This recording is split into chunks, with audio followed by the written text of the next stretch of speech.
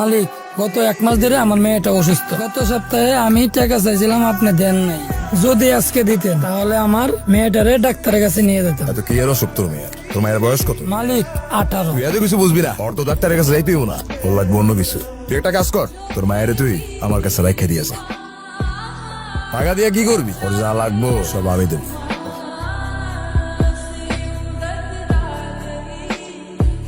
শ্রমের বিনিময়ে হকের টাকা চাইছে, ওর মেয়ের দিকে চোখ দেবার সাহসটা তোর কোন বাপ দিছে? বাপের হোটেলে খায়া বাপের উপর জবন চালাস?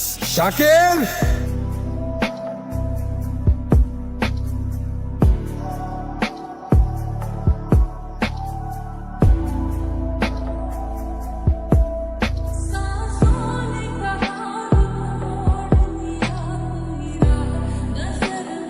মনে করিস না পা পেয়ে যাবি, হিসাবটা তোলার ওই ভয়দার।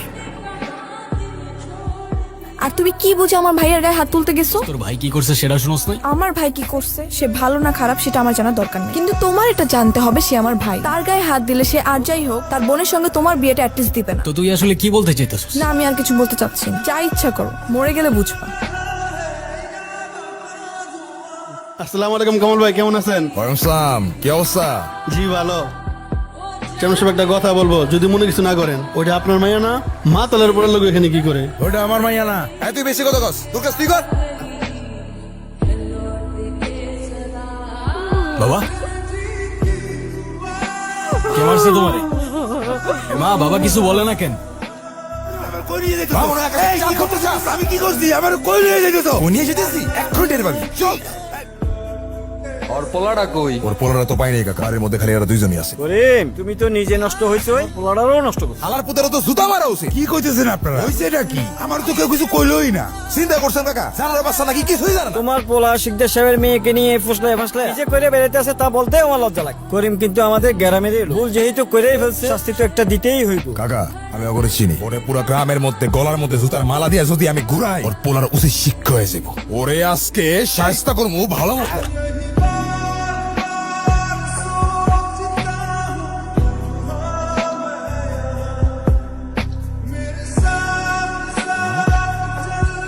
বলা ভাই, তোরা কারা? এত রাতে কি করস?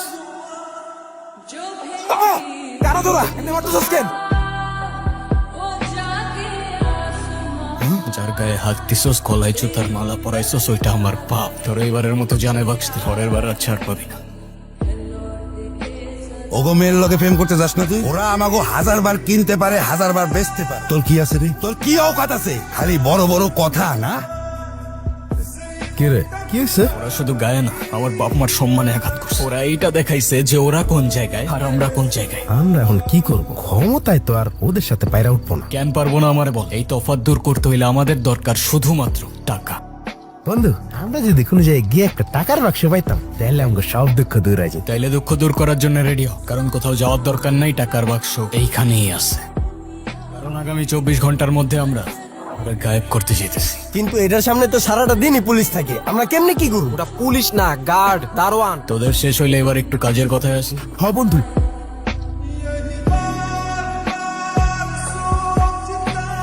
পুরো সলিড প্ল্যানিং হয়ে। সবথেকে বড় বিষয় হচ্ছে আমরা এই একটা না, বাজারের 2টা আর ঘাটপাড়ের একটা, মোট 4টা বোন এক রাতেই ভাঙবো। আচ্ছা, তাহলে ওই দারোয়ানটা, ওই শালা তো ভূতের সামনে তো লড়াই না। সেটার জন্য তোর ভাইয়ের কাছে সাংস্কৃতিক ব্যবস্থা আছে। ভাই খাবেন নাকি? আছে নাকি? টাটকা মাল আছে, পুরা টাটকা। চল, এদিকে সিসি ক্যামেরা আছে। মামা, আমার এই সেট কিন্তু পুরাই ক্লিয়ার, একটু তাড়াতাড়ি কর মামা।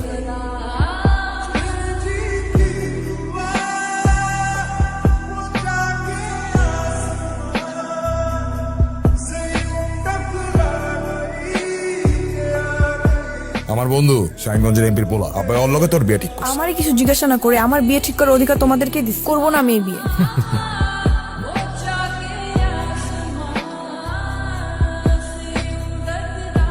বন্ধু, টাকাগুলো ভাগ করবি না? এত টাকাটা করছ কেন? ভাগাভাগি পরে করবো। এলাকার অবস্থা দেখতেছিস না? একটু চুপচাপ থাক, সময় মতো ভাগ পাই যাবি। আচ্ছা, কাঁদতেছিস কেন সেটা তো বলবি অ্যাটলিস্ট। আমি তোমার কতগুলো কল দিচ্ছি, আরে এতগুলা ঝামেলার মধ্যে আটকাইছিলাম। তুমি থাকো সারা জীবন তোমার এই ঝামেলা নিয়ে। আমার আর কিছু বলার নেই, শুধু এতটুকু বলতে আসছি আব্বা আমার বিয়ে ঠিক করছে। এই জন্য কাঁদতেছিস? চিন্তা করিস না, তোর কবুল বলার এক মুহূর্ত আগে হইলেও তোরে নিয়ে পালায় চলে যাবো। পালায় কোথায় যাবা? কবের নোট থাকলে দুনিয়ার সব দরজা খোলা থাকে। পালাবি কবে সেইটা বল। কালকে রাত 10টায় আমি তোমার জন্য ওয়েট করবো ঘাট পারে। কালকে অন্তত ফোনটা ধরো, নাহলে দেখবা আমি কি করি।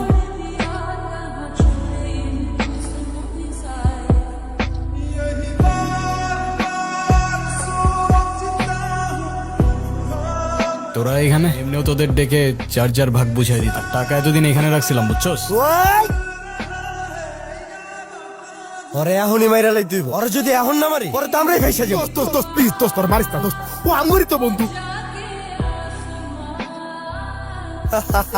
যাক টাকাটা পাহারা দেওয়ার লেগে হইলো একটা লোক পাওয়া গেল। তৃষা,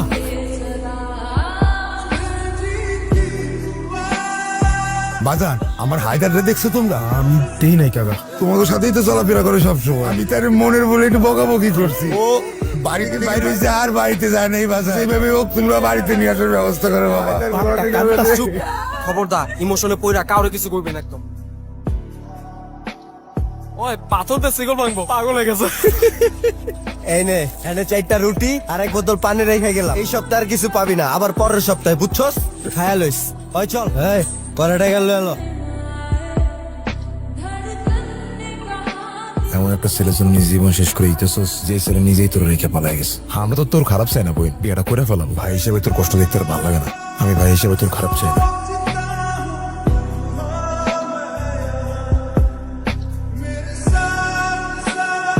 তোর কপাল তো অনেক ভালো রে, তোর লেগে আজকে স্পেশাল বিরিয়ানি লয়ে আইছি। আরে খা খা, মজা আছে। এটা তোর ফিশার বিয়ার বিরিয়ানি। কালকে অন্তত ফোনটা ধরো, নাহলে দেখবা আমি কি করি।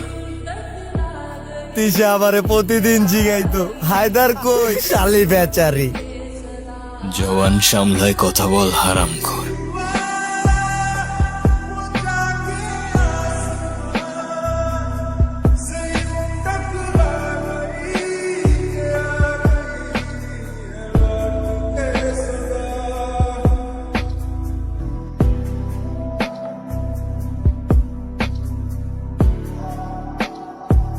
তৃষা, চল আমরা পালাই যাই। আজকে আর কেউ আটকাইতে পারবে না। আজ তো অনেক দেরি করে ফেলাইছো হায়দার। দেখ আমি অনেক টাকা নিয়ে আসছি, এখন আর কোনো সমস্যা হবে না। তোর বাবার চাইতে অনেক বেশি টাকা আছে আমার কাছে। তোর মার বাবার সবার কষ্ট দূর করে দিব আমি। মানুষ বলে টাকাই নাকি সবচেয়ে বড় সুখ। সব তারই ক্ষমতা। যখন আমার বাপের কাছে ছিল তখন সে দেখাইছে, যখন তোমার বন্ধুদের কাছে ছিল তারা দেখাইছে, আর এখন তুমি দেখাইতেছ।